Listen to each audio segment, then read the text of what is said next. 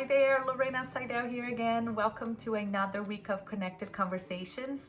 This week we're going to talk about how to create a positive cycle of interaction with our children. We are usually stuck in a negative cycle of interaction that we don't know how to break out of. Usually goes like this. We feel tired, stressed, triggered, frustrated with all of our children's negative behavior, with all of the parenting challenges, parenting pressures that we're going through. Then because we feel that way, we end up acting, reacting, interacting with our children in negative ways. We often use shame or blame, or we threaten, or we yell, or we nag, lecture, manage, direct, correct. Those are all on the punitive side. Or in the permissive side, we end up enabling our children. We give in. We don't follow through. We don't set clear boundaries. We're inconsistent. Or we're just so tired that we can't even deal with things anymore. So we ignore it.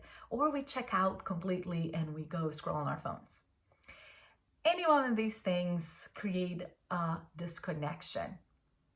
It disconnects us from our children, even disconnects us from ourselves. So then, disconnection happens to be the root for most negative behaviors. What disconnection does, it invites our children to attention seek, power struggle, revenge seek, feel inadequate. All of that whining, tantrums, back talking, not listening, sibling fights, hassles, pushbacks, all of that comes from this place of disconnection. Most of it. And then, because our children are behaving that way, because we have to deal with all of those behaviors, because we have to put out all those fires, because we're busy with them, that is what's keeping us tired and stressed and triggered and frustrated to begin with. So we feel that way, we interact in a negative way, the negative interactions invite disconnection, disconnection invites negative behavior, and on, and we go around in this vicious negative cycle. What we need to do is not just break the cycle, we have to replace it with a positive cycle of interaction. And that would go like this. Let's start with the inner work. You do whatever you need to do to get yourself in a better state of mind.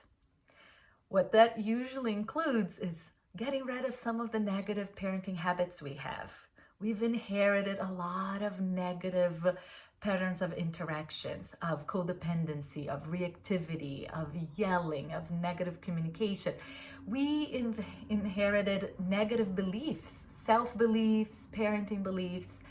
So to get in that great state of mind, we need to release some of that stuff, all of that baggage that we've inherited. None of it is our fault. We have been programmed in a certain way, and now we have to rewire ourselves.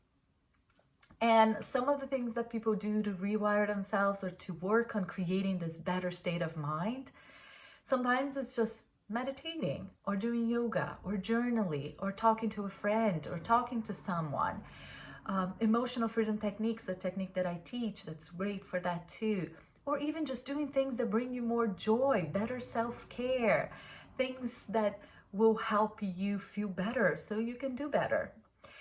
Essentially, you want to create this great state of mind because we all know that when we are in this great state of mind, we can let things roll off our shoulders, we can interact in a more productive way, we don't let people push our buttons, we are patient and happy, we can do all those great things. We've all been there. It's just hard for us to sustain that great state of mind. But when we are in that great state of mind, we can access the great tools that you may already know. It's not that you don't know the tools.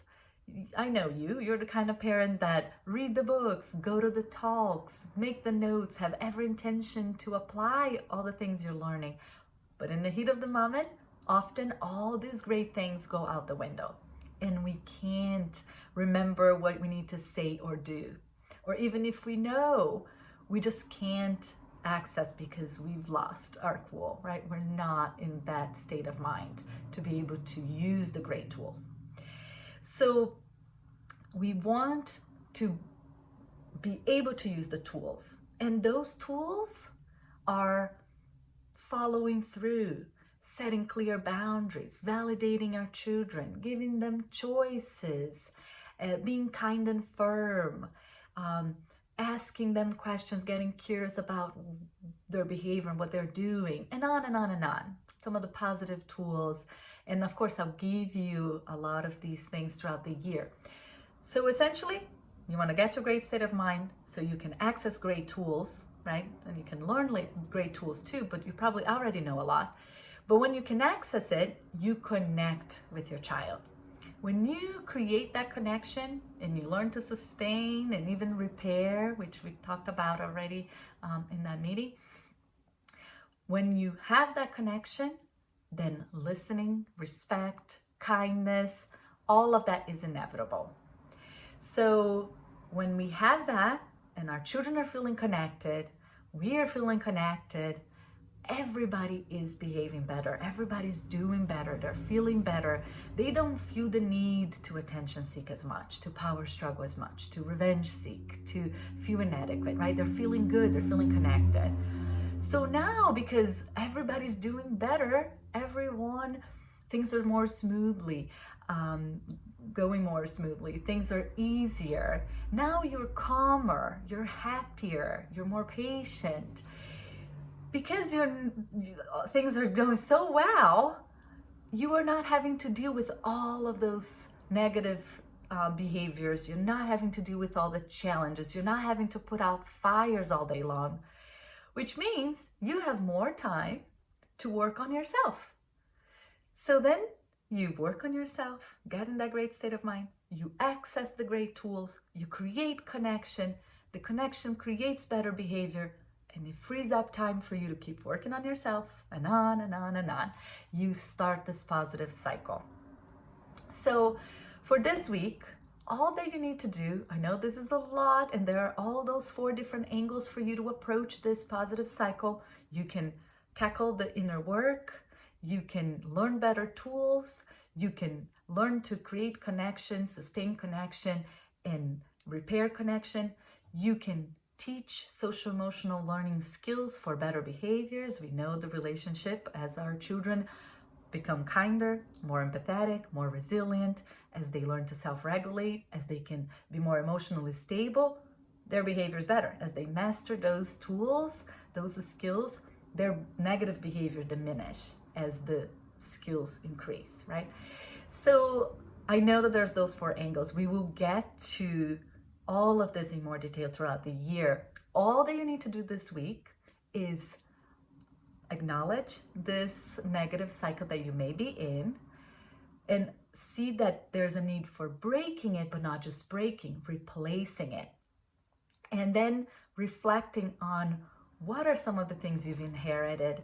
What are some of the bad parenting habits you need to let go of? What is it that you need to do to be in a better state of mind? And then reflect on your tools. What are the tools you are using? Are they creating connection or creating disconnection? And then look at how your family creates connection. Are they good at sustaining? Are you guys good at repairing? And then look at the skills that may be missing.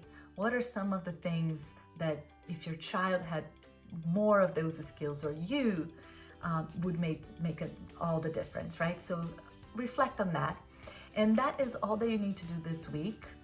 And we will get deeper into this as we go.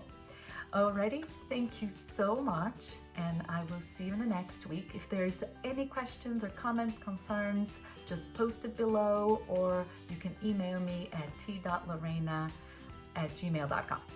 Alrighty, have a great week.